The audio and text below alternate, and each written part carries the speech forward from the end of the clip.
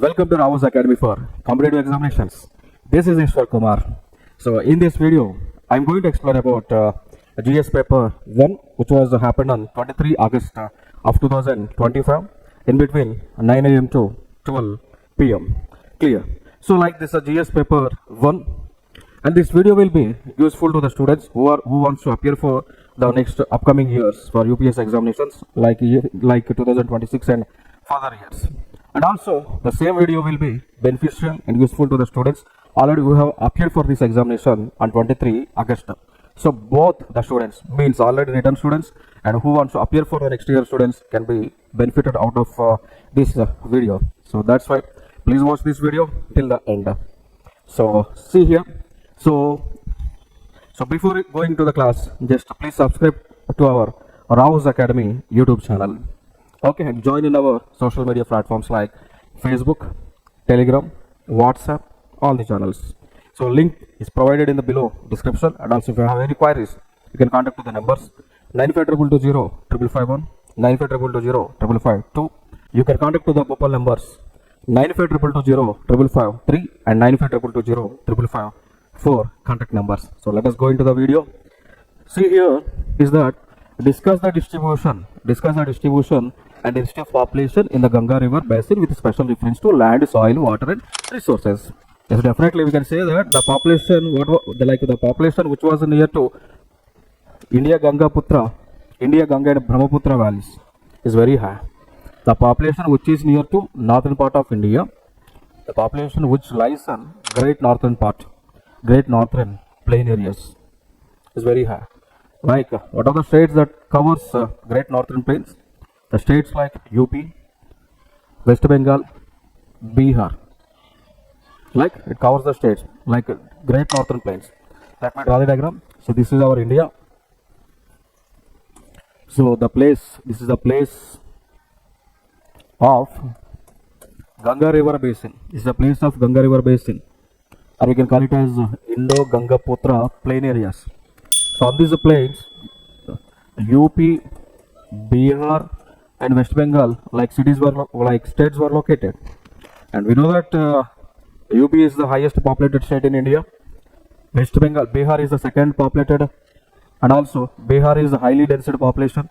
West Bengal also a highly dense population and a high population states in India. So they were located near to Ganga Brahmaputra plain areas. Clear. The reason is that whatever the land was present here, like whatever the soil was there here, it was formed with alluvial soil. And we know that alluvial soil is one of the 8 soils of India, and alluvial soil is the highest fertile soil in India. So the land is very fertile. So the land is more suitable for the agriculture. So most of the people were settled here. And soil rich in loamy soil. So we can go for intensive farming. Like intensive farming means less area, we can get high production. Less agriculture area, we can get high production. So that is we can go for intensive farming in these areas. So that's why people were located here. And water, abundant supply for irrigation. So this area is flooded with water. So there is no water scarcity in IGP plain areas. So that's why population is very, very high. Clear. That's why population is very, very, very, very, very high. Like high density population we can find in UP, Bihar and West Bengal. Moderate population we can find in Uttarakhand foothills. Sparse population we can find in Himalayan upper catchment areas. So finally, the thing is that why northern part of India, northern states like UP, Bihar and West Bengal has more population, because they have the high fertility land, they have water facilities, they are good for agriculture. So that's why all the people were settled there. So that's why those states has more population.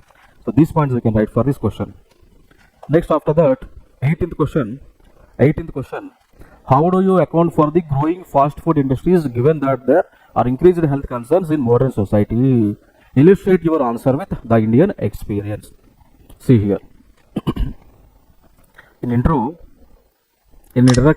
you can read that the simple thing is that if more fast food centers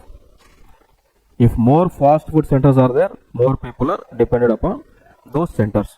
So those fast food centers growth is proportionate to health concerns of the people. We can say that in simpler thing, increase of the fast food centers indicates about increase of the health concerns of the people. If more fast food centers, more disease to the people. Clear? If more fast food centers are increasing, then more health issues were happening to the people. So directly proportionate. Yes, definitely.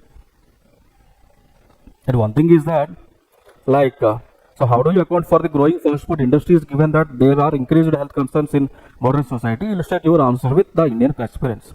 See here, if more fast food growth, then more health concerns, more disease. Clear. In intro, we can write that urbanization plus lifestyle changes equal to rise of fast food. So people were urban centers are increasing. People were engaged with economical activities, and they are not getting sufficient time to prepare their own food. So that's why they were dependent upon the fast food centers.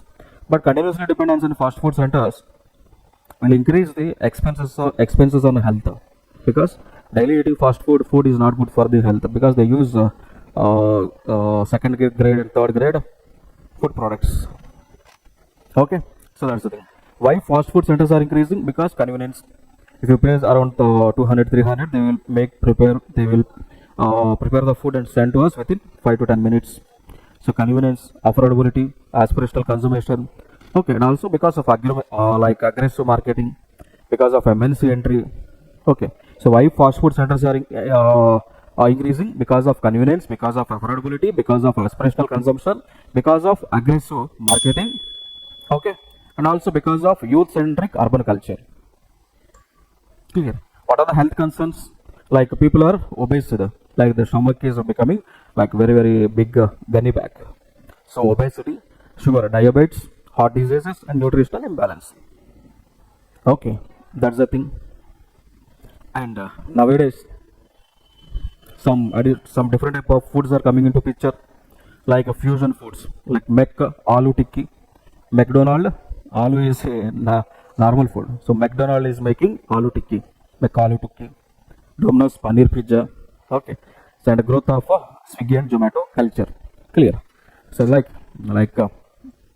income levels are increasing, fast food centers are increasing, diseases are also increasing. Clear. So for that, in conclusion, we can write that need for public health awareness. So public health awareness should be increased, and also regulation also should be there. So these points you can write for the 18th question. Then after that, 19th question is that achieving sustainable come into connect growth with emphasis on environmental protection could come into connect with the poor people needs in a country like India. Comment. Yes.